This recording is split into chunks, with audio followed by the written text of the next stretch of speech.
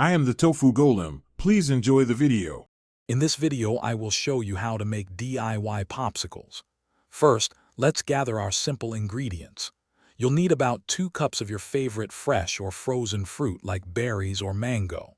Next, pick a liquid base, perhaps 1 cup of fruit juice or coconut water.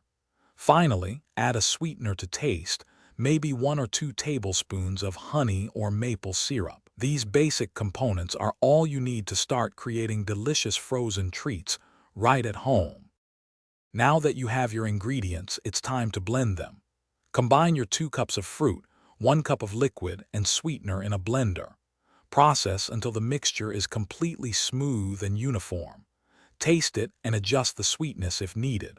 Once perfected, carefully pour the mixture into your popsicle molds. Remember to leave about 1/4 inch of space at the top to allow for expansion during freezing. With your molds filled, it's time for the freezer. Place them carefully on a level surface in your freezer. Let them freeze for approximately 1 to 2 hours until they are partially solid but still soft enough to insert sticks. Then, push a popsicle stick into the center of each one. Return the molds to the freezer and allow them to freeze completely, which usually takes another 4 to 6 hours, ensuring they are perfectly firm.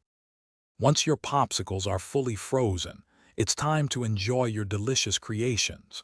To release them easily, run a little warm water over the outside of each mold for about 10 to 15 seconds. Then, gently pull the stick, and your homemade popsicle should slide right out. Serve them immediately for a refreshing treat. Any leftover popsicles can be stored in an airtight container in the freezer for up to 2 weeks. Thanks for watching. Consider subscribing if we helped you today.